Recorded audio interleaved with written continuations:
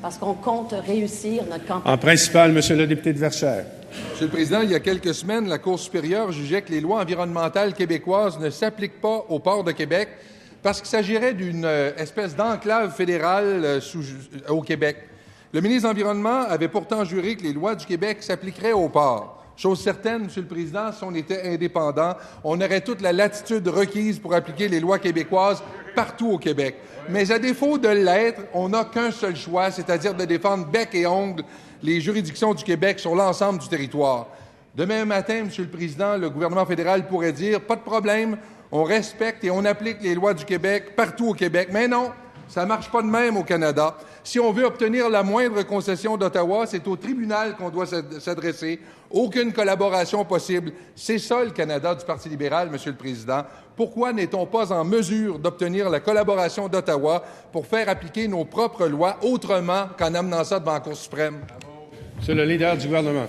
Oui, merci, Monsieur le Président. Je suis heureux de la question de notre collègue parce qu'il y a une pertinence à se demander comment on peut mieux arrimer les interventions au bénéfice des contribuables. Tous les citoyens se disent nos gouvernements devraient travailler mieux ensemble pour les taxes et les impôts qu'on leur paye. Et c'est le sens des interventions qu'on fait, pas juste dans ce dossier-là, et dans bien d'autres dossiers auprès du gouvernement fédéral. On en reparlera, j'en suis persuadé. Maintenant, mon collègue me permettra quand même de lui dire que je ne partage pas tout à fait son point de vue sur les bénéfices qu'il voit associés à la séparation. Je notais un article dans le Journal de Québec cette semaine qui nous référait à des statistiques et je suis retourné au compte économique des revenus et dépenses du Québec et je voyais que s'il y avait eu séparation en 2014, nous aurions eu un trou de 14 milliards 200 millions dans nos budgets. En 2013, c'eût été de 14 milliards 194 millions. On peut continuer comme ça, je monte jusqu'en 2008. On est entre 18 milliards, 16 milliards, 14 milliards annuellement.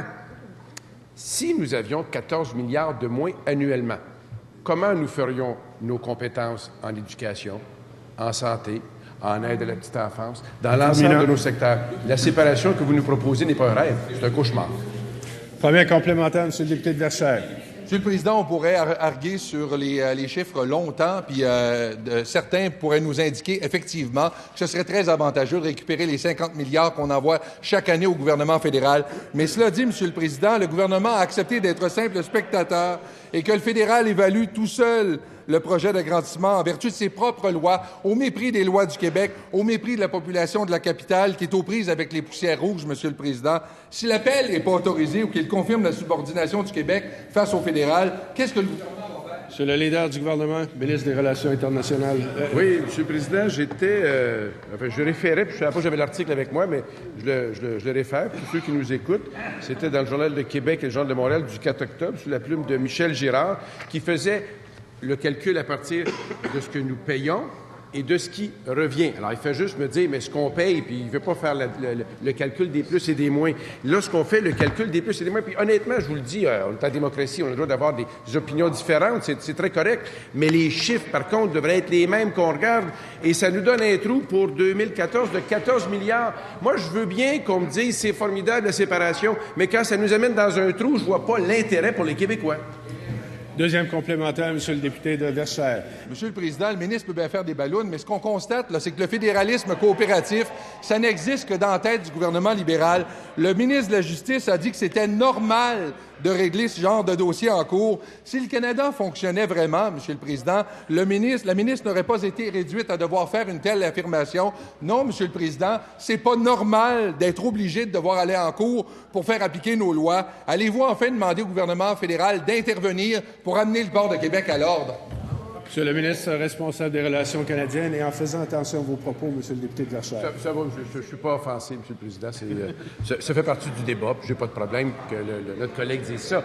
Sur le fond des choses, je reviens au début de la réponse que j'ai donnée. C'est tout à fait normal que nous puissions arriver à travailler mieux ensemble. Là-dessus, il n'y a aucun problème et c'est le sens de nos interventions.